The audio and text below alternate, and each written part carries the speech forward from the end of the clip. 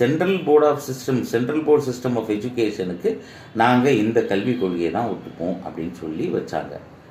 அதுலேயும் ஆரம்பத்தில் என்ன அப்படின்னா 3ஆம் கிளாஸு, 5ஆம் கிளாஸு, 8ஆம் கிளாஸு, 10ஆம் கிளாஸு, 12ஆம் கிளாஸு இந்த 5 வகுப்புகளுக்கும் பொது தேர்வுன்னு சொல்லியிருந்தாங்க.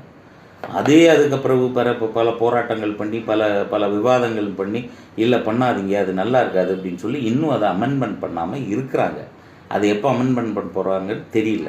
இன்றைக்கி வரும் நாளைக்கு வரும்னு சிபிஎஸ்சியில் படிக்கக்கூடிய மொத்த பிள்ளைகளும் சரி பெற்றோர்களும் சரி பதப்பதைப்புக்கு உள்ளாகி கொண்டிருக்கிறார்கள் இந்த பிரச்சனைக்கு. இப்போது இவர் என்ன சொல்கிறாரு, இந்த மாதிரி மும்மொழி கொள்கையில் ஏதாவது ஒரு மொழியை நீங்கள் கற்றுக்கலாம் அப்படிங்கிறார். சரி, ஓகே, தமிழை கற்றுக்குறோம், தமிழ்நாட்டில் இருக்கிறதுக்கே வருவோம், நம்ம மற்ற இடங்கள்லாம் வேணாம். தமிழ் மொழி ஓகே, ஆங்கிலம் ஓகே, அதுக்கு 3வது மொழியை அவங்க வேறு என்னத்தை கற்றுப்பாங்க?